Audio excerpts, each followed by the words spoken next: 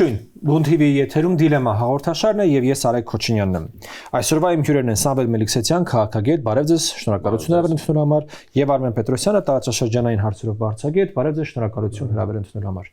Հարգելի հեռուստատողներ, խոսելու ենք խաղաղության պայմանագրից, ավելի ճիշտ դրա տեքստի համաձայնեցման փաստից ու դրա հնարավոր զարգացումներից։ Ինչպես տեղյակ եք, Հայաստանը եւ Ադրբեջանը հայտարարեցին, որ խաղաղության պայմանագրի տեքստը համաձայնեցված է, սա որոշակի հանգրվան է խաղաղության process-ում, իհարկե ոչ մեկ չի ասում, որ սա բոլոր հարցերը լուծվում են կամ նույնիսկ խաղաղության պայմանագրի ստորագրմամբ են բոլոր հարցերը լուծվում, բայց ես կարծում եմ, որ մենք մշտապես այս թեմային անդրադառնալով եւ մշտապես այսպես հետաքրքրվելով եղած առաջընթացով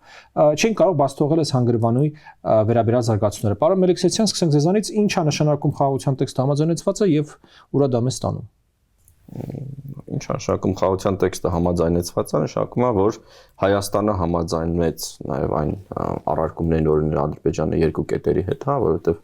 մյուս կետերը համաձայնեցված էին, կոմունիկացիաների հարցը անցած տարի դեռ օգոստոսին դուրս էր եկել տեքստից, եւ Հայաստանը համաձայնեց այդ երկու կետերը, այսինքն երրորդ երկրների ներկայությունը հայ-ադրբեջանական սահմանին, ուժերի ներկայությունը հայ-ադրբեջանական սահմանին եւ միջազգային ատյաններում փոխադարձ տատական այդ հայցերի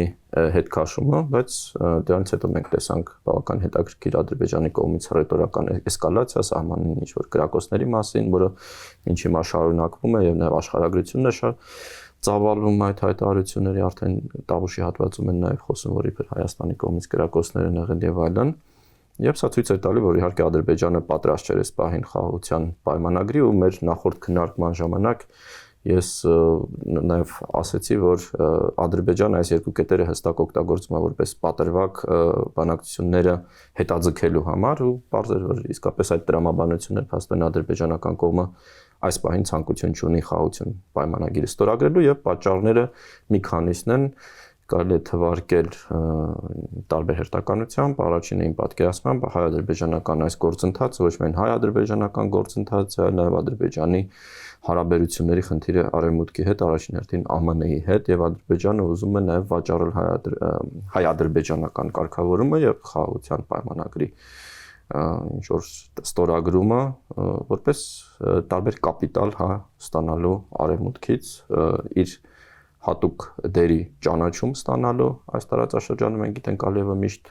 ընդգծում է որ Ադրբեջանը ունի ունիկալ աշխարհագրական դիրք այս տարածաշրջանում առաջատար երկիրն է որ առանց Ադրբեջանի չի կարելի լուծել նույն կենտրոնական Ասիայի հետ կապնելու հարցերը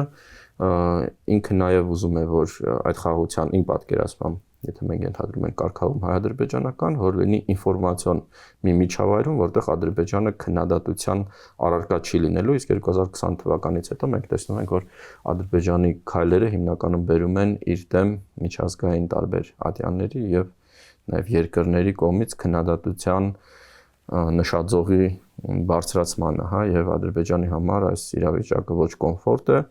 նույնիսկ էսկալացիաների ժամանակ մենք տեսնում ենք, որ այդ եվրոպական այդ դիտորդական առաքելությունը բարբերաբար հերքում է եւ սա նույնպես Ադրբեջանի համար բավականին ոչ կոմֆորտ իրավիճակ է, եւ ինքը չի կարող օգտագործել իր ամբողջ այդ քարոզչական ռեսուրսը եւ արդեն նաեւ այդ քարոզչական ռեսուրսի օգտագործումը չի ապահովում այն արդյունքները, որ նախկինում կար, ինքը գնում էր տարբեր ԶԼՄ-ներ, ինչ որ եվրոդեպուտատներ եւ այլն եւ ապահովում էր առնվազն իր տեսակետի արկայությունը տարբեր ինստիտուտներում հիմա ավելի է դժվարացել նաև այս գործընթացը եւ իմ պատկերացմամբ հիմա այս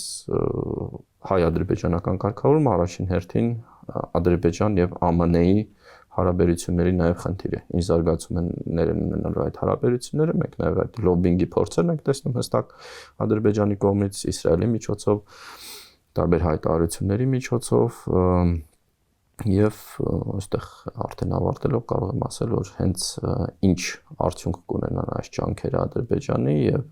ինչ ֆորմատ կստեղծվի արդյոք, ասենք նույն հայ-ադրբեջանական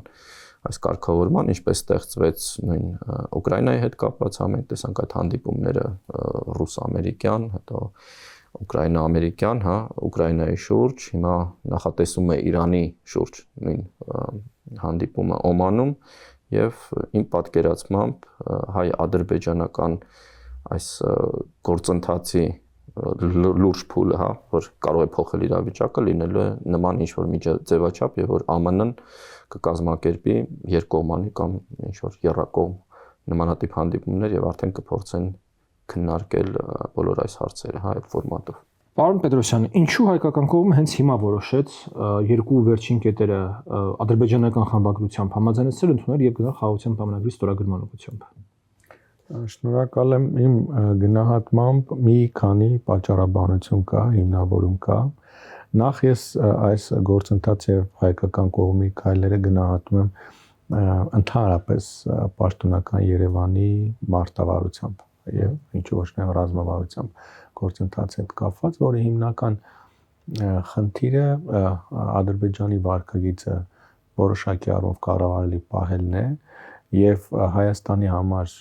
վտանգ ներկայացնող գործընթացները ելի կանխատեսելիության ինչ որ հունում պահպանելն է։ Իսկ հիմա քանի որ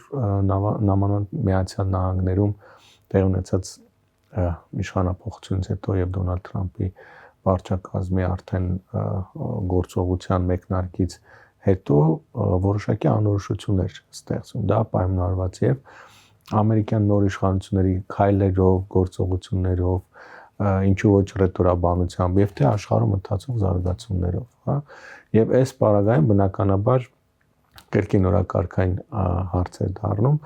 ցանկացած եղանակով այն բոլոր խնդրահարույց կետերը, որոնք կարող են ուրեմն հանգեցնել երկկողմ հարաբերություններում խնդիրների կամ որոնք կարող են տանել անգամ էսկալացիայի, դրանք փուլարփուլ բացառելն է, բայց այստեղ մի հետաքրքիր իրավիճակի բախվեցինք, փաստացի, որ այս խաղաղության համաձայնագրի տեքստի համաձայնեցումը փոխանակ տանելուն ավելի այսպես կարգավորման գործընթացի խթանման, այլ ունեցավ հակառակ արդյունքը, որը ուղիղ կերպով գալիս է փաստելու հենց ընտրված ռազմավարության ճշտությունը, ինչու որովհետև փաստորեն Ադրբեջանը չի ցանկանում Հայաստանի հետ հարաբերությունների կարգավորում, չի ցանկանում խաղաղության համաձայնագրի ստորագրում, ունի այլ նպատակներ եւ մինչեւ այժմ հատկապես գոնե վերջին խմբագրումները խաղաղության համաձայնագրի եթե չեմ սխալվում սկսած 2024-ի նոյեմբերից ցույց են տալիս, որ Ադրբեջանը որևէ նպատակ չունի այս փաստաթղթի շուրջ գալու համաձայնության եւ բարձրապես արհեստական մի քանի ուրեմն հիմնավորումներով նախ առաջինը բնականաբար որ փաստաթղթը վերջնականապես համաձայնեցված չէ, որովհետև հայկական Ադրբեջանը ներկայացրել է պահանջ այս կետերի մասով հայկական կողմը չի ընդունում, սա առաջինն էր ֆորմալ, ինչը որ գետնի վրա կար, բայց երկրորդ օժանդակ նախապայմանները պայմանավորված Հայաստանի Հանրապետության Սահմանադրության փոփոխությամբ եւ ուրեմն ԵՀԿ Մինսկի խմբի լուծարման անհրաժեշտությամբ դրանք իրենք պահպանում էին գնահատելով որ բարձր է Հայաստանը այս բան ոչ մի նախ չի ընդունել իրենց կանխատեսումների այդ համաձայնագրում եղած երկու կետերի հետ կապված համաձայնությունները եւ բնականաբար չի գնա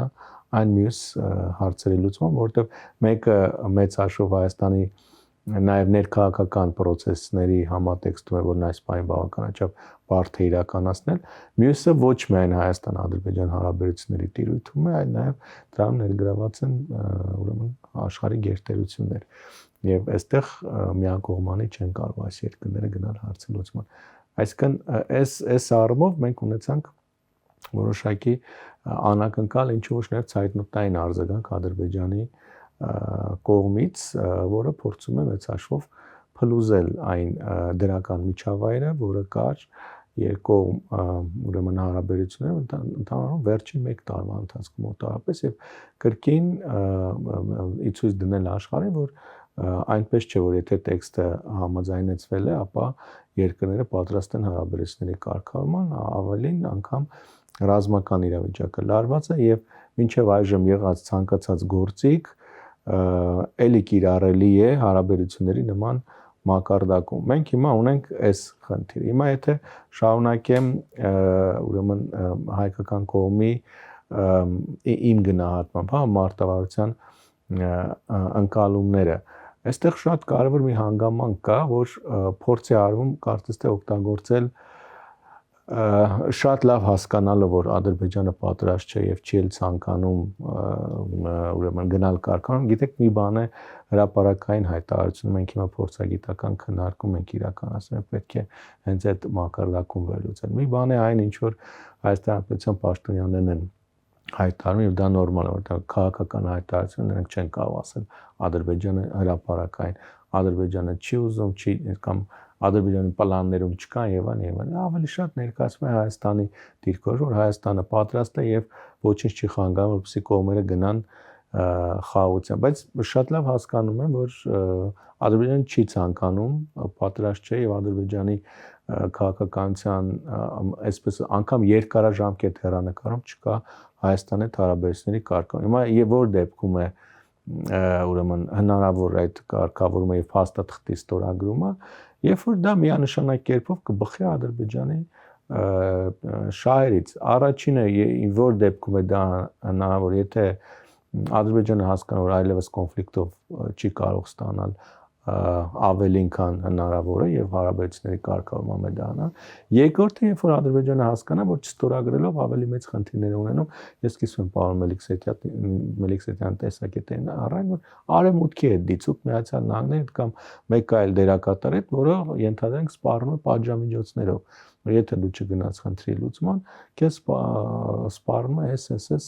խնդիրները։ Նա կարծում եմ, որ այս հաշվարկներով է արվել այս քայլը, հասկանալով Միացյալ Նահանգներում նոր վարչակազմի քաղաքականությունը աշխարհում խաղաղություն բերելու եւ կարծես թե նաեւ այն կանխատեսումները կամ գնահատականները, որոնք կային, որ գուցե թե մեր տարածաշրջանը եւ մեր խնդիրը առաջնահերթություն չլինի Միացյալ Նահանգների արտաքին քաղաքականության նոր վարչակազմի արտաքին քաղաքականության օրակարգում, ինչը ենթադրենք այդպես չէ նախորդ վարչակազմի դեպքում։ Հիմա փորձ է արվում նպաստել կամ այսպես նոր առիթ կամ անցա անգամ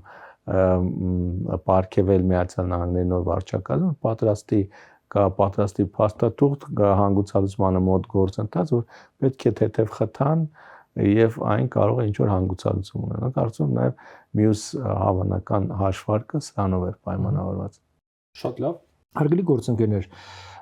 հայտարարությունից անմիջապես հետո եւ մինչեւ օրս ադրբեջանական կողմը շարունակաբար հայտարարում է հրադադարի ռեժիմի խախտումների մասին, այսպես նախանձելի ընդ որում բանով, այսպես շարունակականությամբ չզիջելով որևէ պատ, թեպետ հայկական կողմը պարբերաբար դա հերքում է, ամենայն հավանականությամբ, քանի որ դրանք բաց հայտարարություններ չեն, իր բոլոր հայտարարություններում եվրոպական դրդական առաքելությունը դրանք հերքում է, որտեղ մի քանի անգամ տեսանք հրապարակային հայտարարություններ այդ թեմայով, որոնք նույնպես հերքում էին։ Հայաստանի վարչապետի աշխատակազմը հանդես եկավ բավականին մեծ այսպես հայտարարությամբ, որտեղ շատ կոնկրետ առաջարկություններ էին ներդրվում, թե ինչ անենք, որպեսզի նման իրավիճակները բացառենք, բայց Ադրբեջանը դրանք շարունակում է։ Հայաստանի փորձագիտական դաշտում ես տեսա, որ այսպես հիմնական բացատրություն որպես բերվում է երկու գաղափար, որ առաջինը սա միջազգային հանրության համար ուրեմն արվում է ցույց տալու համար, որ այն պոզիտիվ բանը, որը կա, այդ մոտեցումը, որ արդեն մոտ է ստորագրեք, ճնշում են գործադրում Ադրբեջանի վրա, որ համաձայնվի ստորագրեք, որ դա այդպես չէ, որտեղ սահմանին դեռևս կրակում են, սա ոնց որ առաջին բաղադրիչը եւ երկրորդ բաղադրիչը նորից էլի ուղղված միջազգային հանրությանը, նախապատրաստելու համար միջազգային հանրությանը, որ այնտեղ տաքացում է, շիկացում է որոշակի գնում, հաջորդիվ գնալու համար էսկալացիայի Ադրբեջանի կողմից։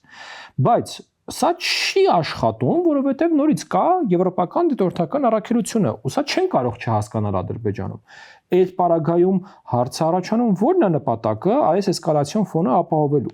Ես ինքս երկու գաղափար եմ ստեղ առաջ տանում։ Առաջինը սա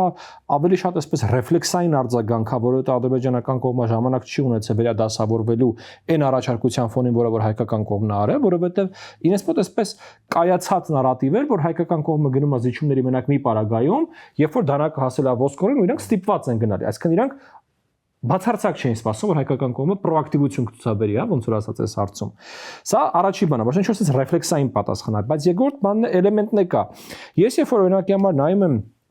թե Telegram ալիքներում, թե այսպես տարբեր YouTube-յան վիդեոների տակ ադրբեջանցի օգտատերերի ուրեմն մեկնաբանությունները մի քանի ամիս շարունակ հստակ այսպես ավելի շատ դեպի խաղաղության գնալու կոչեր էին հնչում, որ դե ամեն ինչ ստացել ենք, բավական է, գնանք եւ այլն եւ այլն։ Հիմա միգուցե այս ամբողջի հիմնական թիրախը հենց Ադրբեջանի ներսի ուրեմն պուբլիկան է, հա, իրանց հասարակությունն է, որը որ վերջին ամիսներին այսպես ոնց որ ասած էփել էր արդեն դեպի խաղաղություն, հիմա իրանց փորձում են ցույց տալ, որ չէ, Հայաստանից շարունակում են կրակել։ Այ պարոն Մելիքսյան, ինչի են այդ հայտարարությունները արվում, ինչ հաշվարկ կա դրա տակ։ Դե ես կարծում եմ այստեղ բոլոր նշած կարծիքները իրենք ճշմարտության մասերն են, այսինքն աշխատում են։ Առաջինը, եթե բոլոր այդ վարկածները նայենք մի կողմ դնենք, սա շատ հին գործելավոճ է Ադրբեջանի կողմից, երբ որ ինչ որ նույն, ասենք, միջազգային հանդիպումներից նախորյակին, հա, կամ ինչ որ տենց գործընթացների ֆոնին սկսում էին խոսել կրակոցների մասին։ Սա դեռ գալիս է մինչև 2020 թվականի պատերազմը եւ աշխատող մեխանիզմը, որ այս վարչակազմը ձևավորել է եւ ակտիվ օգտագործել է տարբեր առիթներով, ու այդ թվում իհարկե եւ շեղելու նպատակը կա, որ իրականում Հայաստանը ցույց է տալիս, որ պատրաստ է կարգավորել, բայց նայեք իրենք ինչ որ կրակոցներ են արձակում, որ նաեւ այս կրակոցները նայեք եվրոդիտորդական առաքելությունն է, բայց իրենք չեն նկատում, որ Հայաստանի կողմից մեր վրա կրակում են, այսինքն ըստ նպատակահարմարության իրենք կարող են օգտագործել այս իրենց ներքին թե լսարանի համար, թե արտաքին լսարանի համար տարբեր արդարացումներ գտնելու համար, հա, որովհետեւ եթե կա փաստը, եթե ուզում ես թիրախավորել ԵՈՄ-ն, ասում ես եվրոդիտորդները չեն նկատում, որ մեր վրա կրակում են, եթե ուզում ես թիրախավորել Հայաստանի դիրքորոշումը, խաղաղության պատրաստակամությունը, ասում ես նայեք իրենք համաձայնում են, բայց այլ իրենց հին խարդախ հայկական այդ խաղերն են խաղում, հա, եթե դու ներքին լսարանին ես ուզում համոզել, որ իսկապես մենք այս գնում ենք խաղաղություն, բայց նայեք հայերը չար են եւ այլն, սա աշխատում, այսինքն նման ռեժիմները իրենք ունեն այդ յուրահատկությունը ցանկացած մի գործոն օգտագործել տարբեր լսարանների եւ տարբեր ինֆորմացիոն միջավայրերում, ու Ալիևի ռեժիմը ամենասենց ձևավորված եւ հստակ ինչ որ ստրուկտուրա ունեցող այդ առումով ռեժիմներից է, հա, որովհետև այս լեզուն, որ ինքը օգտագործում է, գործելավոճը, ընդհանրապես գաղափարախոսությունը ինքը տասնամյակներով է կարելի ասել կերտվել եւ հասել իր կատարելության, հա, եթե կարելի է նման լեզվով խոսել, եւ հետեւաբար ես կնշեի այս բոլոր այս կարծիքները, որովհետեւ ինչ որ մի առանձին նպատակ սրատակ երևի չկա, հա, մի ինչ որ նեղ գործիք բան նպատակադրություն։ Այնուամենայնիվ հիմնական հարցերից մեկը նաև էսկալացիան ինչ զարգացում կարող ունենալ, հնարավոր է արդեն խոշոր կամ միջին ինտենսիվության ռազմական գործողություններ, ես կարծում եմ ոչ, եւ սա շատ տարօրինակ կլիներ, եթե Ադրբեջանը հենց այս ժամանակահատվածում գնար նման քայլերի, կարծում եմ միջազգային եւ արձագանքի եւ ռիսկերի տեսակետից շատ ռիսկային է Բաքվի համար,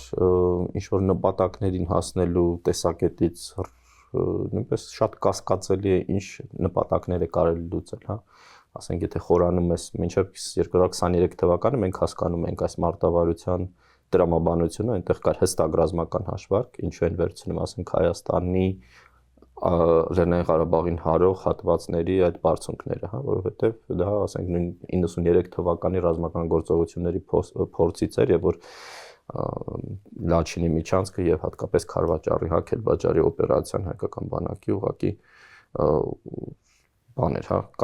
աղետ էր ադրբեջանական ուժերի համար եւ իրենք հասկացան, որ պետք է մեկուսացնել Հայաստանն ու Լեռնային Ղարաբաղը եւ երկու լեռնաշղթաների գծերով թե Լեռնային Ղարաբաղի տարածքում թե Հայաստան իրենք գրավեցին օրինակ այդ հատվածները։ Մենք սա միայն դիտարկում ենք հաճախակի ինչ որ աննպատակ ուղղակի ագրեսիա, բայց այդ ուղղությունները շատ հստակ դեռ 90-ականների իրենց պատերազմի պարտության դասերից էին, որ իրենք ռազմական հաշվարկներով արեցին։ Հիմա եթե մենք փորձենք ռացիոնալ նպատակները փնտրել այդ էսկալացիաների տակ բացի ահաբեկելուց, իսկ ահաբեկելու այս միտումը նաև այս սրացումների մեջ կա, որ իրենք խոսում են դրա մասին, որովհետև հստակ սա Հայաստանի վրա ինչ որ լարվածության եւ նաև ճնշելու այս մթնոլորտը պահելու համար է, հա, որ Հայաստանը չթուլանա եւ մենք գիտենք, որ Ալիևը բարբերաբար էլի խոսում է հայկական ռևանշից, ինքը բարբերաբար այդ անվստահության մասին է խոսում եւ այլն։ Բայց հիմա եթե մենք փորձենք հենց ռացիոնալ նպատակները ռազմական էսկալացիայի հասկանալ, ինչ կարող է լինել, նո ամենատրամաբանականը միջանցք բացելն է, հա։ Բայց ինչ է տալու Ադրբեջանին ռազմական ճանապարհով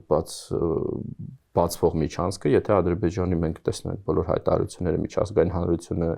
ինչու է հատկապես արևմուտքը, հա, թե ԱՄՆ-ի տեսքով, թե հատկապես Եվրոմիության տեսքով, ինչու է այդքան հետաքրքրված Ադրբեջանում։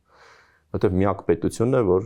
շրջանցելով Ռուսաստանը եւ ասենք Իրանը, էլի ֆանտաստիկ է, հա, որ Իրանով կցանկանան Կենտրոնական Ասիա գնալ, կարող են կապնվել Կենտրոնական Ասիայի հետ։ Կենտրոնական Ասիան Եվրոպայի համար հիմա շատ կարևոր է նաեւ իր տարբեր մետաղների պաշարներով, հա, մենք տեսանք, որ այս մետաղների պատերազմը ԱՄՆ-ի այս սանկցիաների հետ կապված բավականին սուր թեմա դարձավ Եվրոպայում։ Կենտրոնական Ասիան նաև էներգետիկ ռեսուրսների կարևորագույն աղբյուր է եւ վաղուց այս ծրագրերը հա նույն այդ տրանսկասպյան միջանցքի կամ միջին միջանցքի գաղափարը որ ցակել էր հենց այդ ռեսուրսները Եվրոպա հասցնելու համար էր եւ նաև հիմա մենք տեսնում ենք Եվրոմիության եւ Չինաստանի միջև որոշակի ակտիվություն հարաբերությունների եւ տնտեսական շահերի այս առումով միակ օղակը Ադրբեջանն է եւ սա հասկանում են թե Եվրոպայում, սա հասկանում են առավել եւս Ադրբեջանում եւ Ադրբեջանը շահագրգռված է եւ allևս ամշտապես խոսում էր, երբ որ ասում էր, այս օրինակը շատ են բերել վերջերս, որ ասում էր դուք չեք կարող Ադրբեջանի տակով թունել փորել եւ գնալ Կենտրոնական Ասիա, դուք պետք է գաք եւ մեզ հետ խոսեք, հա, եւ հետեւաբար ինքը փորձում է ստանալ ոչ թե ինչ որ ռազմական ճանապարհով գրաված ճանապարհ, հա, ռազմական միջոցով որը խնդրահարույց կլինի եւ կարող է սանկցիաների բերել, իմաստը բացել պատուհան դեպի Եվրոպա, հա, ռուսական օրինակներից մենք, եթե դրա հետևը պատա լինելու, այսինքն դու սանկցիաների տակ ես լինելու եւ այդ ապրանքները ուղղակի չես կարող ինչ որ ձեւով քո այդ դերը կատարել, որը շատ կարեւոր է։ Հետեւաբար Ադրբեջանի գործիքակազմում այս շանտաժային տարրերին պատկերացնում շատ ավելի մեծ է, ես էսկալացիա ենթադրում եմ միայն ինչ-որ շատ իրենց համար վտանգավոր զարգացումների պարագայում, հա, եթե ասենք, չգիտեմ, Հայաստանում ինչ-որ զարգացումներ իրենց համար վտանգավոր թվան, որ կարող է Հայաստանը ինչ-որ վերակենդանացնել, ասենք, Լեռնային Ղարաբաղի հարցը կամ հարձակվել, հա, էլի ֆանտաստիկայի ժանրից է, բայց եթե նման մտավախություններ ունենան, ես վստահ եմ, որ հիմա իրենք նման մտավախություն չունեն եւ ապագայի նկատմամբ իրենք նման մտավախություն ունեն եւ իմ պատկերացմամբ այնուամենայնիվ որ խոսում են հայկական ռեվանշից իրենք իսկապես մտածում են որ միշտ չի որ Հայաստանում այս իրավիճակներ լինելու այս պատրաստակամություններ լինելու եւ գուցե կան ինչ-որ քաղաքական ուժեր որոնք կարող են իրենց համար վտանգ ներկայացնել բայց այս փուլում իրենք այդ մտավախությունները չունեն եւ հետեւաբար սա ավելի շատ ինֆորմացիոն գործիք է ավելի շատ ազդելու տարբեր ճնշումներ գործելու ու էլի գործընթացը եթե իրենք ուղղակի ոչ մի ձևով արձագանքեն Հայաստանի այս առաջարկին շատ տարօրինակ է դնել ուղղակի լռություն հա ինչ որ ձևով պետք է լրացնեն չէ այդ ֆոնը որ ինչ որ կրակոցներ են ինչ որ դեռ գործընթացներ են գնում մենք դեռ բավարարված չենք սահմանադրության եւ այլ թեմաները հերավոր ապագայի են այո իսկ մենք հիմա այս բացը պետք է այսօր լրացնենք հա հետեւաբար սա իմ պատկերացմամբ պատճառները Պարոն Պետրոսյան թե կրակոցների թե հնարավոր էսկալացիայի թեմը վստահ եմ կօրինակ ավելացնել բան բայց մի հարց եմ ուզում հավելել ու ձեզ խոսքը փոխանցել այ Հայաստանում քննարկում սկսվեց խաղաղության պայմանագիր խաղաղության համաձայնագիր այս թեմայով ու այտենց տարբեր քաղաքական շարժումներ եղան այդ թեմայով եթե կարելի է մի փոքր կմանրամասնել կա տարբերություն եթե տարբերություն կա որն է այդ տարբերությունը Շնորհակալ եմ վերջից սկսեմ հետո որտեվ շատ կարևոր կարծիքներ են չէ որպեսզի չկրկնվեմ բայց 1-2 ավելում ունեմ ձեր նշած հարցը ավելի շատ միջազգային իրավունքի տիրույթում է իսկ միջազգային իրավունքում ես ինքս մասնագետ չեմ բայց որքանով հասցրել եմ ուսումնասիրել միջազգային պայմանագրերի իրավունքում նշված է որ պայմանագրի փաստաթղթի անվանումը դա կլինի պայմանագիր, կլինի համաձայնագիր, կլինի ընդհանրենք մեկ այլ անվանումով դրա իրավական արժեքի վրա չի ասենք կողմեն իրենք ազատ են ընտրել այն փաստաթղթային անվանումը, որ իրենք նպատակահարմար են գտնում իրենց հարաբերությունների կարգավորման վրա կարող լինի կանոնադրություն, կարող լինի ստատուտ օրինակի համար բազմաթիվ ուրեմն անվանումներ կան, որոնք օգտագործում են, հա, այսինքն այս բaragայում համաձայնագիր թե պայմանագիր սա կողմերի ընտրության հարցն է եւ կրկնում եմ միջազգային իրանքի Վենայի միջազգային պայմանագրի վերաբերյալ Վենայի կոնվենցիայում այդ ամրագրումը կա, որ պայմանագրի փաստաթղթի անվանումից դրա իրավական ազդեցությունը կամ անվանումը չի ազդում իրավական ազդեցության վրա։ Սա այս մասով, որտեղ կրկնում ձեր նշածը ավելի շատ միջազգային իրավունքի ոլորտից է եւ ես այդ ոլորտի մասնագետը չեմ։ Մենք վերաբերում եմ նախորդ հարցը, որտեղ իրականում բավականաչափ կարևոր հարցադրումներ պետք է հնչել եւ փորձել գնալ դրանց բարձաբանման հետևից։ Ընդհանրապես Ադրբեջանին պետք է Հայաստանի գլոբալ առումով ասենք հարաբերությունների կարգավորումը Ադրբեջանում իշխող ներկա ռեժիմին պետք է Հայաստանի կարգավորումը թե ոչ, թե կարճաժամկետ հեռանկարում, թե երկարաժամկետ հեռանկարում։ Ես կարծում եմ, որ ընդհանրապես հային որպես թշնամու կերպար պահպանելը միշտ պետք է լինելու Ադրբեջանի իշխանություններին, եթե անգամ իրեն գնան Հայաստան հարաբերությունների կարգավորման։ Գիտեք, Ալիևը երեք շատ հետաքրքիր մի հայտարարություն արեց, որ անգամ եթե կողմերը գնան հարաբերությունների կարգավորման, դեռևս տնտեսական ինտեգրացիայի վերաբերյալ խոսել դեռ շուտ է։ Այս շատ հետաքրքիր ուղերձ է, այսինքն սա նշանակում է, որ Ադրբեջանի նախագահը քարոզչական ֆոն է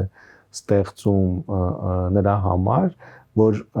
եթե անգամ ստեղծվի մի իրավիճակ, որ Հայաստանը Ադրբեջանը պարզապես ելք չունենան փաստաթուղթը չստորագրելու, դա չի նշանակում, որ թշնամանքը վերանում է եւ երկու երկրների միջեւ հնարավոր է շատ արագ բոլոր տեսակի հարաբերությունների վերականգնում եւ այլն։ Սա ինչի մասն է խոսում, որ ել եմ ասում Ադրբեջանի իշխանություններին անհրաժեշտ չէ հարաբերությունների կարգավորում եւ եթե այնպես իրավիճակ ստեղծի, որ այլևս պարզապես հնարավոր չլինի դիցուք, օրինակ մենք վերցրենք միջազգային զգալի ճնշման հնարավորությունը, որի պարագայում պարզապես Ադրբեջանի կորուստը չստորագրելուց կարող է շատ ավելի մեծ լինի, քան ստորագրել, բայց Հայաստանի այդ եւ հայ ժողովրդի այդ ուրեմն թշնամանքի միջավայրի մթնոլորտի պահպանումը շատ կարեւոր է։ Ես 2-3 ուղղություն նշեմ, ինչով է կարևոր։ Ես վստահ կիսվում եմ ձեր տեսակի հետ, որ հատկապես առաջին հերթին դա անհրաժեշտ է Ադրբեջանի իշխանություններին իրենց կամ Ալիևի վարչակարգին իր իշխանությունը պահպանելու համար, որտեղ եթե այս խաղաղության հարցը լուծում է մեծ հաշվով Ադրբեջանի իշխանությունը ստիպված է լինելու առելի փողեր ծախսել արդեն երկրի կենսամակարդակը բարձրացնելու, որտեղ հասարակության պահանջը դա է լինելու, բայց ես որքանով հասկանում Ադրբեջանի իշխանությունների նպատակը այլ է, գուցե ռազմավարական առումով շատ ավելի կարևոր, քան այս բան պահանջում է իր հասարակությունը, բայց Ադրբեջանի իշխանությունները ձգտում են տարածաշրջանային տերության մակարդակի հասնելու, որքանով որ դա հնարավոր կլինի։ Իսկ ներկայում եթե իսկ եւ այդ ուղղությամբ ահռելի փողեր են ծախսում։ Հիմա հաշվարկներ չկան, բայց վստահ եմ կարելի է հաշվարկներ ունենալ, պատկերացրեք այն ահռելի գումարները, որ ծախսում է հակահայկական կառուցության վրա կամ այդ թշնամանքի գեներացման վրա, այդ նման միջոցների մի զգալի հատված ծախսվի ներքին սոցիալական խնդիրների վրա։ Աշխատում են հսկայական լոբիստական խմբեր, նույն Սոկարը ահռելի փողեր է ծախսում Հայաստան դեմ կառուցության վրա, այն դեպքում որ այդ փողերը կարող են ծախսվել զուտ, ասենք Բաքվի երկրորդական նշանակության փողոցները կառուցապատելու համար հասկանում եք։ Այսինքն հետեւաբար առաջինը այս հարցն է, որ Ադրբեջանի իշխանությունները չեն ցանկանում տարբեր խնդիրներով ուրեմն Հայաստանի հարաբերությունների կարգավորում լիարժեք։ Մյուսը այնուամենայնիվ ավելի խորքային էլի, ես կարծում որ Ադրբեջանի Ալիևի վարչակարգը ձգտում է նաև այս թշնամանքի ձևավորմամբ հայի նկատմամբ շարունակել ադրբեջանցի որպես ազգության, այսպես ասենք, ամրապնդման, որպես թուրք, հա, բանից ընդհանուր առանձին ուղղություն ամրապնդման ուղղությամբ։ Ինչքան էլ ուզում է այս պահին Ադրբեջանը գործող իշխանությունը ես քարոզությունը ցույց տալ, որ սա առանձին ժողովուրդ է եւ այլն այո ընդհանուր ցակումը թուրքական այդ ժողովուրդներից է, բայց սա առանձին արդեն ձևաված եւ դարերի հազարամյակների պատմություն ունեցող ուրեմն էթնոս է, այնուամենայնիվ մենք բոլորը շատ լավ հասկանում ենք, որ այդպես չէ եւ հիմա այս միջավայրում նաեւ պատմությունը կեղծելով իսկ Հայաստանի այդ կոնֆլիկտի առկայությունը թույլ տալիս է դա իրականացնել Ադրբեջանի իշխանությունները գնում են այդ քայլին, շարունակում են այդ մարտահրավերը։ Սա մյուս կողմից շատ կարևոր է, տեսեք, տասնամյակներ շարունակ Ադրբեջանի համար կարևոր էր եւ կիրառելի էր եւ մեծ հաշվով դա արդարացվեց այդ մեկ ժողովուրդ երկու պետություն գաղափարը, չէ՞, ինչ էր սա նշանակում, մենք ընդհանուր մեկ թուրք ժողովուրդ ենք, Թուրքիա եւ Ադրբեջանը ունենք երկու առանձին պետություն։ Հիմա ես կարծում եմ, որ Ադրբեջանի խնդիրն է աստիճանաբար այս կոնցեպտից դուրս գալ, որտեղ այնուամենայնիվ հակառակ դեպքում բավականաչափ մեծ մտավախություն կա Թուրքիայի կողմից կլանվելու հավանականության նույն այդ բանաձևի կիրառմամբ, որտեղ մենք տեսնում ենք, թե վերջին գոնե տասնամյակի ընթացքում Թուրքիան ինչպիսի քաղաքականություն եւ ջանքեր է գործադրում նաեւ այդ թուրքական գործոնի կիրառմամբ որպես բևեռ ձևավորվելու եւ ապագայի աշխարհակարգում իր դիրքավորումն ունենալ։ Հետևաբար կարծում եմ այնուամենայնիվ Ադրբեջանի իշխանությունների նման մոտեցման նպատակը հենց ադրբեջանցի էթնոսի ամրապնդման այդ նպատակային քաղաքականությունն է։ Շատ լավ։ Երկու հավելում կուզեմ անեմ, մեկը այդ համաձայնագիր, պայմանագիր թեմատիկայի վերաբերյալ, ես ինչքան հասկանում եմ, այստեղ ամենակարևոր բաղադրիչը դա ներպետական ռատիֆիկացիայի գործընթացն է։ Ինչքանով որ ես եմ հասկանում, տվյալ համաձայնագրով նախատեսված է, որ երկու կողմերը ռատիֆիկացնելու են փաստաթուղթը, ռատիֆիկացնելուց հետո էլ դա ուղարկվելու է ՄԱԿ որպես ուրեմն միջազգային փաստաթուղթ ի պահ տրվելու համար եւ սա երևի թե այդ հարցերին մի զգալի մասով պատասխանում է։ Էլ չասած, որ փաստաթղթի անգլերեն տարբերակը, որը որ փաստաթուղթը 3 լեզվով է, հա, աշխատանքն է, այսպես այ հայերեն, ադրբեջաներեն, անգլերեն տարբերակում ինքը կոչվում է agreement, որը մեծագույն մասով ընդհանրապես բոլոր հարցերին պատասխանում է, որտեվ այդ տերմինը արդեն ոնց որ ասած խաղի տեղ չի թողնում։ Այդ մասով եւ երկրորդ մասով վերաբերյալ նրա թե ինչպես է Ադրբեջանը այս ամեն ինչը ոնց ասած վաճառում սեփական հանրությանը եւ ես կարծեմ շատ կարեւոր մի կետ նշեցիք պարոն Պետրոսյան, որ այդ բոլոր ռեսուրսները, որոնք Ադրբեջանը ծախսում է Հայաստանի դեմ, ինքը կարող է ծախսել սեփական սոցիալական հարցեր լուծելու, որոնք ի դեպ քիչ չեն այդ երկրում։ Ոստեղ մի հատ այս ամեն ինչը զուգահեռ մեկ այլ չափում կա, Ադրբեջանը տասնամյակներ շարունակ Հայաստանը պատկերում է որպես այսպես աղքատ սնանկ պետություն, ու դրան զուգահեռ Հայաստանում մեկ շնչին հասնող հնայով Հայաստանը անցնում է Ադրբեջանից։ Դե դա ոնց Ադրբեջանում դա կուլ տան, ոնց Ադրբեջանում դրա հետ ապրեն, հա, դա իհարկե ռեժիմի համար շատ մեծ խնդիրներ է առաջացնում։ Պարոն Մելիքսեթյան, այս ամեն ինչը հասկացանք, այս ամեն ինչը շատ լավ է, բայց դրան զուգահեռ հիմա մենք տեսնում ենք Ադրբեջանը հայտարարում է, որ կա երկու հատ նախապայման, ու առանց այդ երկու նախապայմանների ինքը որևէ բան էլ չի ստորագրելու։ Հիմա այդ երկու նախապայմաններից ընդ որում մեկը ոնց որ sense լուծերի հարց է այս պայմանությամբ Մինսկի խումբը, ու ավելին պաշտոնական Երևանը կարծես թե այս ուղղությամբ շատ ակտիվ հայտարարություններ արեց, որոնք որ ոնց որ թե հարցը լուծել են։ Բայց այ մյուսը Եթե այսօր պաշտոնական Երևանը հելնի վերև իջնի ցած ու որոշի, որ ինքը ուզում է այդ հարցը լուծի, ինքը ուղղակի չի կարող այդ հարցը լուծի։ Առաջին, ընդ որում հենց առաջին փուլում այնտեղ խնդիր կա, որովհետև այն համամասնությունը, որը որ պետք է խորհրդարանում նոր սահմանադրության ընդունման գործընթաց մեկնարկելու համար չկա ուղղակի։ Եվ ավելին են երկու արմատական ընդդիմության ուժերը, որոնք որ միանշանակ դեմ են լինելու այդ ամեն ինչին, նաև դեմ են հայ-ադրբեջանական կարգամ, ընդհանրապես ամեն ինչին դեմ են, հա։ Բա հիմա պաշտոնական Երևանը ինչ անի։ Ադրբեջանը, ինչպես նշվեց, հա, ինքը շատ կոմֆորտ է այս իրավիճակին, կոնֆլիկտի, եւ որ կոնֆլիկտը փաստացի ավարտել է, որովհետեւ եթե մենք նայում ենք հիմքերին, կոնֆլիկտը ավարտել է, իրենք իրենց հարցերը լուծել են եւ լուծել են առավելագույն, այսպես ասած, փաթեթով, եւ հետեւաբար դրանից հետո լուրջ մտավախություններ չունեն, հա, այն նախկին մակարդակի մարտահրավերները, որ ունեն, այլևս չկա եւ հետեւաբար կարող են ավելի հանգիստ ուղղակի նստել եւ տեսնել ինչա կատարում Հայաստանի հետ, որովհետեւ երկարաժամկետ առումով ինչպես նշեցի, մտավախությունը կա, որ Հայաստանում ինչ որ ուժեր կփոխվեն, որ միջազգային հարաբերություններն էլ կարող են այնպես փոխվել, որ կոնֆլիկտը հին տարբերակով, այսինքն ԼՂ այդ ֆորմատով կարող է վերակենդանանալ եւ իմ պատկերացմամբ Ադրբեջանը հենց այս սպասողական դիրքորոշումը պայմանավորված է դրանով, այսինքն եթե բայց եթե այտենց մտավախություն կա, որ ԼՂ ֆորմատով կարող է վերակենդանալ, ավելի տրամաբանական չի, որ հիմա կոնֆլիկտը ֆիքսել որ փակված է, բայց դուք ինչի չեն ֆիքսում։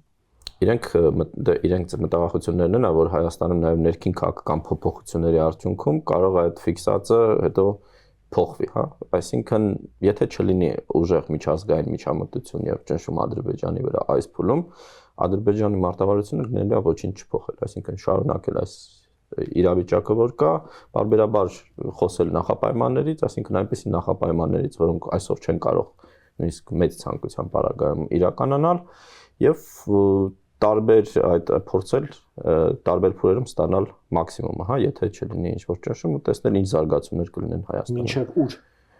Մինչև որ այո, ասում եք փորձել սանել, այդ ամեն ինչը մինչև երբ անել։ Մինչև որ կամ այդ արտաքին միջամտությունը չլինի կամ արդեն Հայաստանում ինչ-որ զարգացումներ իրենց համար վստահելի չթվան, որ այլևս իրենք այստեղ ինչ-որ մտահոգելու առիթ չունեն, սա շատ կասկածելի վերջինը իրավիճակը, որովհետև միշտ եթե ցանկություն ունես, դու միշտ կարող ես ինչ-որ քեզ համար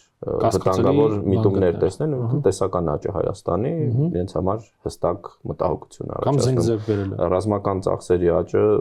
մտահոգություն է, նաև Հայաստանի եւ Ադրբեջանի ռազմական բյուջեների այդ տարբերության կրճատումը, հա, որովհետև Հայաստանն էլ գնալով մեծանում է, նաև բնակչության եւ նաև բանակի եթե մենք քանակն ենք ուզում տարբերությունները հասկանալ, Հայաստանում շատ ավելի հեշտ է ավելի օպտիմալ մակարդակի հասնել այս ծախսերի աճի պայմաններում, քան ասենք իրենց մոտ, հա, եւ այլն։ Այս պարագայում կարծում եմ այդ արտաքին գործոնը շատ կարեւոր, ինչպես սկզբում ես խոսեցի, հա, նաեւ առաջին հերթին ԱՄՆ-ի այս գործոնը եւ հնարավոր միջամտությունը, որովհետև առանց այս գործոնի Ադրբեջանը իմ պատկերացմամբ հիմա չի գնալու որևէ լուրջ քայլի եւ շարունակելու տարբեր մարտավարություններ օգտագործել, դրանցից մեկը հետաձգելու բանակցային գործընթացը սահմանադրության թեման է, երկրորդը Մինսկի խմբի ու դուք նշեցիք, որ Հայաստանը խոսում է, որ պատրաստ է լուծել, Ադրբեջանի ցանկություն կա ասել, չէ, մի համաձայնվեք, թող այս թեման էլ մնա, որովհետև պետք է որ այդ կետը լինի, որ ինչ որ թեմայի շուրջ հնարավորություն լինի հետաձգել, հա, այս գործընթացը։ Ես կարծում եմ, որ հա, Ադրբեջանի համար այս թեմաները պետք են եւ դրանցից մեկը նաեւ Ռուսաստանի հետ կապված մտավախություններն են իմ պատկերացմամբ, հա, որովհետեւ այնուամենայնիվ իրենք նույնպես դիտարկում են, որ Ռուսաստանը այս տարածաշրջան կարող է փորձել վերադառնալ եւ այդ օրակարգը նաև ինչ որ կոնֆլիկտի վերակենդանացման տարբերակով է լինել ու նաև Հայաստանի ինչ որ քաղաքական ուժեր կարող են դրանից օգտվել, հա, որովհետև մենք մի քիչ միշտ շատ այս վերջին պարտություններից հետո այլ ձևով ենք նայում Ադրբեջանին, հա, նաև չափազանցնում ենք իրենց այս հաջողությունները եւ այլն, բայց այն պարտությունը, որ իրենք կրել են 1990-ականներին, շատ ծանր է ազդել ներկա ադրբեջանական վերնախավի քաղաքական ինքնության վրա ու նաև ադրբեջանական ազգի նշած այդ ինքնության վրա, ընդհանրապես հայերը շատ ոչ պրոպորցիոնալ ներդրում ունեն ադրբեջանցիների էթնոգենեզի մեջ, հա, որովհետև ասենք 1905-6 թվականներին հայկական այդ հայերի հետ ընդհարումները ստեղծել են ադրբեջանական ազգային կուսակցությունները, հա, Մուսավաթը, նույն գործելավոճը, որ վերցրեց ոնց որ մոտիկ ինչպես դաշնակցությունը սկսեց ակտիվ քարոզչական նաև լուսավորչական աշխատանքներ տանել մահմեդական բնակչության մեջ եւ այլն մենք հիշում ենք 1918-20 թվականներին նույն գործոնը շատ կարեւոր էր եւ այստեղ նաև Թուրքիայի հետ կոնֆլիկտը հայերի ազդեց որ Օսմանյան կայսրությունը աջակցեց եւ Բաքուն Ադրբեջանը հիմա շատ տարօրինակ է հիմնականում հայկական ուժերից գրավեց սեպտեմբերին 1918 թվականի, հա, հիմա ֆանտաստիկայի ժանրից է թվում, որ Օսմանյան բանակը օգնել է ադրբեջանցիներին տեղափոխել մայրաքաղաքը Բաքու ու խլել հայերից կոպիտ ասած։ Եվ այլն, եւ 90-ականներին սա Ալիևն էր արդեն ասում, մենք այս նույնիսկ հայելային այս մոդելը կա, արևմտյան Հայաստան, արևմտյան Ադրբեջան, ցեղասպանություն հայերի, ադրբեջանցիների ցեղասպանություն, այսինքն այդ տրավմատիկ ինքնություն, որը կարող է մոբիլիզացնել թշնամու դեմ, հա, իրենք մտածեցին, որ հայերը շատ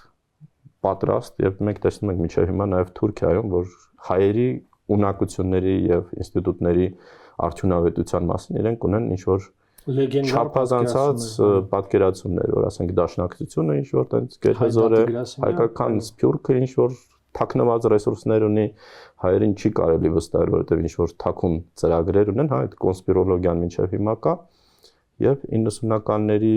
նաեւ դասերից մեկը, որ քաղել էր Ադրբեջանը, դա Ռուսաստանի հետ պետք է լեզու գտնել, որովհետև իրենք մտածում են, որ գրվել են ոչ միայն հայերին, այլ որ Ռուսաստանին հայերը շատ հաջող կերպով օգտագործել են եւ հասել են հաջողության այս կոնֆլիկտում եւ հետեւաբար այս գործոնները մինչև հիմա էլ մնում են եւ Ռուսաստանի հետ կապված հարցականը կարող է նաեւ Հայաստանի համար, հա, մենք էլ մինչև հիմա չգիտենք ինչ զարգացում է ունենալու Ռուսաստանի արտաքին քաղաքականությունը երկու ուկրաինական պատերազմի հավանական ավարտից հետո մենք գիտենք եւ վստահ կարելի ասել որ Ռուսաստանը օգտագործելու է միայն լեգիտիմ միջոցը վերադառնալու տարածաշրջան, դա օգտագործել նոյեմբերի 9-ի հայտարարությունը եւ դրանց տրամաբանությունից բխող գործիքակազմը եւ իհարկե Ռուսաստանը պատրաստ չէ եւ ռուսական կողմը սա ուղիղ է ասում ինչ որ խաղաղության Հայաստանի եւ Ադրբեջանի միջեւ, եթե Ռուսաստանը դրանց բենեֆիցիարը չի լինելու, այսինքն եթե ինքը չի մասնակցելու կոմունիկացիաների հարցում, եթե ինքը չի պահպանելու իր լծակները ազդեցության երկու կողմերի վրա եւ ինքը չի մնալու տարածաշրջանային կարևոր գործոն, հա։ Պարոն Պետրոսյան, հիմա այստեղ ես կդից խնդրեմ ձեզ շարունակել, տեսեք, կոմունիկացիաների մասով քանի դեռ բացվեց խոսակցությունը, հնարավորինս կարճ, էլի։ Հիմա Հայաստանը դեռևս նոյեմբերին խաղաղության պայմանագրին առաջարկություններին զուգահեռ նաև կոմունիկացիաների վերաբերյալ է գրավոր առաջարկություններ ուղարկել Ադրբեջանին։ Մենք ֆիքսում ենք, որ եթե Ռուսաստանը վերադառնալու հնարավորություն ունենա, ապա դրան ամենաառաջին ոնց որ ասած պատուհանը վերադարձի լինելու է այս նոյեմբերի 9-ի համաձայնությունները ու հատկապես դրա կոմունիկացիաների մասով, որտեղ այնտեղ կար process, երակոմ process կար, փոխվարչապետները հանդիպել են, աշխատել են եւ այլն եւ այլն։ Առաջին հարց, արդյոք Ադրբեջանի շահերից ելնում է, որպեսզի Ռուսաստանը ունենա այդ պատուհանը վերադարձի եւ հատկապես այդ կոմունիկացիաների թեմայով կարողանա վերադառնալ տարածաշրջան, սա առաջին հարց եւ երկրորդ հարցը, եթե չի ելնում, այդ դեպքում ինչի՞ չի առաջարկում, չի պատասխանում Հայաստանի առաջարկություններին, որոնք ըստ էության հնարավորություն են ստեղծում կոմունիկացիաների թեման երակողմից վերածելու երկկողմ, որտեղ որը ինքը պատասխանեց այդ առաջարկներին, հենա արդեն կդառնա այդ process-ը երկկողմ երակողմից։ Խնդրեմ։ Շնորհակալ եմ։ Այստեղ տեսեք, ես պետք է շարունակեմ այնտեղից եւ մի փոքր զարգացնեմ պարոն Մելիքսեթյանի նշած տեսակետը եւ այս առումով շատ տեսեք, կարճաժամ, միջնաժամկետ եւ երկարաժամկետ կանխատեսման հնարավորություն է առաջանում Ադրբեջանի վարկագծի։ Իմ գնահատմամբ երկու հիմնական գործոն կա, որը կարող է ազդել եւ որը կարող է այսպես ցուցիչ լինել Ադրբեջանի դիրքորոշման կամ ազդեցիկ գործոն լինել Ադրբեջանի դիրքորոշման վրա։ Առաջինը գլոբալ զարգացումներն են իրավիճակը Ուկրաինայում եւ Մերձարևելքում, այսինքն եթե դրանց հետ կապված որոշակիություն լինի, հա, եւ մյուսը Հայաստանի ներքաղաքական process-ները 2026 թվականին։ Ինչով եմ ես սա կապում մեկը, որովհետեւ եթե Ուկրաինայում որոշակի կանխատեսելիություն արդեն իսկ լինի խնդրի, ապա վստահաբար Ռուսաստանը փորձել է օգտագործել 2026 թվականի ընտրությունները այդ արդեն մեր նշած ընդհանուր կոնցեպտի շրջանակում տարածաշրջան վերադառնալու։ Իսկ այստեղ ոնց է հնարավոր երկու եղանակով լեգիտիմ եղանակը նշվեց նոյեմբերի 9-ի փաստաթուղթ 2020-ի, բայց դրան ազանցյալ շատ կարևոր հարց կա Հայաստանի ներսում ուրեմն իրեն շահեկան քաղաքական ուժերին աջակցությունը եւ այդպես շատ ավելի արագ կարող է Ռուսաստանի ուրեմն շահերն իրականացվեն, քան այն պարագայում կամ այն բանաձևի պարագայում, որը ներկայում արկա է, այսինքն սրան է Ադրբեջան, այն որ դուք լավ հարց հնչեցրիք, ոնց մինչև երբ, չէ, ինչու հիմա չի անում եւ այլն։ Կարծում այս պահին դեռևս չի շտապ, որովհետեւ ինքը ել եմ ասում երկարաժամկետ հեռանկարով իր նպատակը Հայաստանի հետ կոնֆլիկտի պահպանումն է, որտեղ այնուամենայնիվ համաձայն եմ այս կոնֆլիկտի միջավայրում ինքը իրեն շատ ավելի ներդաշնակ է զգում, բայց հիմա արդեն գալիս եմ կոնկրետ մյուս հարցերի կարգավորմանը։ Խաղաղության համաձայնագրի ստորագրում եւ ուրեմն այդ կոմունիկացիաների բացում։ Դա հնարավոր է շատ արագ ուրեմն իրականացնել նաեւ այն սցենարով կամ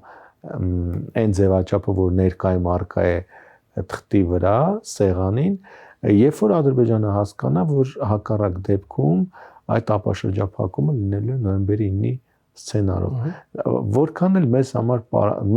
այսպես պարադոքսալ է թվում, բայց այնուամենայնիվ նոյեմբերի 9-ին առաջինը դեմ է հենց Ադրբեջանը, պարզապես նա այդ իր դիրքորոշումը առաջ մղում է Հայաստանին այդ հարցում մեղադրելով, այսինքն Հայաստանն է դեմ այդ փաստաթղթին, Հայաստանը չի իրական, որտեղ նոյեմբերի 9-ով Ադրբեջանը ձեռնտու է ճանապարհների ապաշրջափակումը առաջին հերթին եւ բացառապես միայն սեփական ուրեմն վերահսկողության ներքո։ Եթե հակառակն է գալիս Ռուսաստանի վերահսկողությամբ, դա նոյեմբերի 9-ի արդեն շրջանակներն են, դրան որտեղ եւ դրան ացանցել արդեն գալիս են նոյեմբերի 9-ի մյուս կետերը, որոնք որևէ կերպ չեն կարող բխել ուրեմն Ադրբեջանի շահից։ Հետեւաբար, եթե գալիս է նոյեմբերի 9-ը պարտադրվում է երկու կողմերին այն բանաձևի շրջանակում, որը ներկա է, այսինքն Հայաստանում այս իշխանությունն է եւ Ադրբեջանում Ալիևի շահերը, ապա այս պարագայում բնականաբար ուրեմն Ադրբեջանի համար բավականաչափ խոցելի իրավիճակ է ստեղծում, բայց շատ ավելի նեղանում է Ադրբեջանի դիրքերը, երբ որ Հայաստանում այլ իշխանություն է գալիս եւ հստակ գործում է այնպես, ինչպես ուրեմն բխում է ենթադրենք Ռուսաստանի շահերից, հա։ Հետաբար կարծում եմ, որ Ադրբեջանի համար կողմնորոշման այդ փուլը մոտարապես հաջորդ տարվա, հա, առաջին կիսամյակն է, երբ որ ինքը հստակ արդեն պատկերացում կունենա թե տարածաշրջանում, թե Հայաստանում եւ ընդհանրապես գլոբալ ինչպիսի զարգացումներ կարող են, այսինքն կարող է լինել անհրաժեշտություն իրավիճակային ինչ որ փաստաթուղթ ստորագրելու գոնե խնդիրներից։ Դրա համար ինքը կարծում որ իրենք առանձնացրին փաթեթները, որը շատ կարևոր է, որովհետև եթե մեկ փաթեթում լինեն, եթե անհրաժեշտություն ունեն ինչ որ բան ստորագրելու, ապա այդ փաթեթում գուցե ընդհանուր կոմունիկացիաները այո, որովհետև կարող է այս պայն իրեն չի բավարարում այն ձևաչափը, որ կա կոմունիկացիաների, ոչ թե այս պայն չի բան, փաստ է որ չի բավարարում, հա, որովհետև կարող էր անհրաժեշտություն առաջան փաստաթուղթ ստորագրելու եւ դրանով լուծվեր կոմունիկացիաների հարցը, որ այս պայն ամենակարևոր խնդիրն է Ադրբեջանի համար, այն ձևաչափով, որը իր շահեր չի բխում, բայց այս պարագայում հնարավոր է մի ուղղությամբ փաստաթղթի ստորագրում, բայց հետո արդեն այլ միջավայրում մյուս շատ ավելի կարևոր խնդրի քննարկում եմ, կարծում եմ այս դրամաբանությամբ է առայժմ շարժում գերխնդիրը մինչև ուկրաինական հակամարտության այդ որոշակի վերջնարկությունքի ուրվագծումը Հայաստանից ստանալ մաքսիմալ զիջումներ։ Դա կարող է եւ քաղաքական մակարդակում եւ ինչու ոչ նաեւ հնարավոր սահմանափակ ռազմական գործողությունների հարթությունում։ Շնորհակալություն։ Մի միտք ես չափազանց կարևոր եմ համարում մեր ներքին քննարկումների տրամաբանության մեջ, էլի պարոն Մերկսյան, դուք ասացիք, որ երբ որ մենք հաղթել էինք Ադրբեջանին, մեր մոտ էս խոսույթներ ստեղծվի, որը խիստ թերագնահատում էր Ադրբեջանը։ Երբ որ մենք պարտվել ենք 20 թվականի պատերազմում, մեր մոտ դրա այսպես հայլայն հակառակ խոսույթն է ստեղծվել, որը որ չափազանց գերագնահատում է Ադրբեջանի կարողությունները։ Ինձ թվում է շատ չափազանց կարևոր բաղադրիչ է այ մշտապես փորձել այդ խոսույթը, այդ պատկերացումները, այդ քննարկումները պահել ռացիոնալի դաշտում, ոչ թերագնահատել հակառակ կողմին, ոչ էլ չափազանց գերագնահատել ու ինչ որ այսպես լեգենդար ուրեմն մակարդակի պատումներ կառուցել այդ հակառակորդի մասին։ Մյուս բաղադրիչը, որը որ ես նույնպես ուզում եմ դուրս բերել այս խոսակցությունից, ըստ էության այն ինչի մասին մենք խոսում ենք, դա դիվիդենդներն են, այսպես ասած, խաղաղության, որ Ադրբեջանը ինքն իր համար ուզում է ուրեմն հավելյալ այ տեսնել էլ ինչ կարող է ստանալ ինքը այս խաղաղության process-ից։ Ընդ որում իմ կարծիքով այդ դիվիդենդները Ադրբեջանը պատկերացնում որ իրենք կարող են ստանալ ոչ միայն Հայաստանից։ Իսկ տեսականորեն դիվիդենդները գումարի, բնամթերքի, ենթակառուցվածքների զարգացման տեսքով իրենք կարող են ստանալ նաև այլ խաղացողներից, որոնք որ հետաքրքրված են հայ-ադրբեջանական կարգավորումով ու դրա հետևանքով կոմունիկացիաների աշխատանքով։ Ես կարծում եմ որ պատահական չի որ Ուրսուլա ֆոն դեր Լայենը Միջին Ասիայի հետ համաժողովի ժամանակ նշեց որ միջին միջանցքի այդ ենթակառուցվածքային մեգանախագծի իրացման համար անհրաժեշտ պայմանը հայ-ադրբեջանական ու հայ-թուրքական կարգավորումը։ Սա ինչ է նշանակում։ Սա նշանակում է որ այն ճանապարհը, որը որ Եվրոպան կմիացնի Միջին Ասիային, Եվրոպայի համար անցնում է հետևյալ աշխարհագրությամբ. Թուրքիա,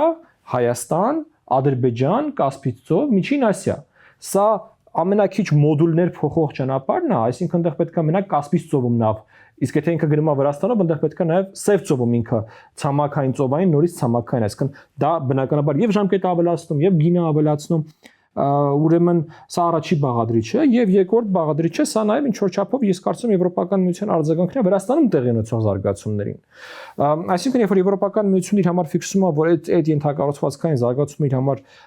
ամենաշահավետ ճանապարհը այս ճանապարհն է, դրանից հետո կարևորը որ դա չլինի ընդհանրապես արձանագրում, դրան հաջորդեն որոշակի քաղաքական եւ ոչ միայն քաղաքական process-ներ, որը կարելի լինի այ հենց այն միջամտությունը, պարոն Ակովի մասին եկուստեղ խոսեցիք, որ այ պետք է ինչ-որ մի հատ երրորդ կողմ, երրորդ միջամտություն, որը որ կբերի կոնսոլիդացման, հա, այս բոլոր process-ների ու որը որ կասենք ստիպի, թե կասենք կշահագրգռի կողմերին գնալու ֆիքսելու ուղղությամբ այն բոլոր ուրեմն process-ները, որոնք որ մինչև այս պահը տեղի են ունեցել։ Այստեղ իհարկե Եվրոպական միությունը իր տնտեսական գործիքներով ենթակառուցվածքներին աջակցելու գործիքներով գուցե բավարար չլինի։ Այստեղ գուցե պետք է նաև որոշակի քաղաքական միջամտություն, որը երթին կարող անի միայն երևի թե Միացյալ Նահանգները։ Ու այս առումով հարցադառնում հետևյալը, այբ որ Միացյալ Նահանգների նոր ադմինիստրացիան հայտարարում է, որ իրենք եկել են խաղաղության ժամանակաշրջան բերելու, որ ԱՄՆ ոսկե դարը պետքա դառնա աշխարհում խաղաղության, բայց դրան զուգահեռ մենք տեսնում ենք, որ Ուկրաինայում այդ խաղաղությունը ոնց որ թե մինչև այս բանը չի ստացվում, Իսրայել ու Մերձավոր Արևելքի մյուս պետությունների խաղաղությունը ոնց որ թե այս բանը չի ստացվում։ Ու հարցը առաջանում, իսկ գուցե այդ բոլոր process-ներից ամենահեշտ ստացվող այս պայությամբ հայ-ադրբեջանականն է, ու միգուցե դա հնարավոր կլինի նոր ադմինիստրացիայի համար կապիտալիզացնել, ասել, այ տեսեք մենք ասում ենք խաղաղություն ենք վել, խնդրեմ։ Այս ամեն ինչը իհարկե պահանջում է շատ մեծ աշխատանք եւ Միացյալ Նահանգների հետ եւ Եվրոպական միության հետ ու նաեւ սա երևի թե բազային բան է, էլի բաղադրիչ է, որ խաղաղության համար նաեւ Հայաստանի ու Ադրբեջանի միջև է պետք որոշակի փոխվստահության մակարդակ, որովհետև այն ամեն ինչի մասին մենք խոսում ենք, ենթադրում է, որ Հայաստանն ու Ադրբեջանը թեկուզ իրար չխոսալով, բայց գոնե նույն ուղղությամբ պետք է իրար ջանքերը ներդնեն, այլ ոչ թե իրար, այսպես հնարավորինս վնասելու, իրար հարվածելու ուղղությամբ, ինչը ցավոք սրտի միջև այս պահը մենք տեսնում ենք։ Պարոն, շնորհակալ եմ հրավեր ընդունելու համար եւ այս քննարկմանը մասնակցելու համար, հարգելի հեռուստադիտողներ, մենք կշարունակենք թեմայի վերաբերյալ մեր բարբերական մոտեցումները, ընթացած դրա զարգացումների, լավ եղեք, կհանդիպենք յուրաքանչյուր կիրակի 19:00-ին։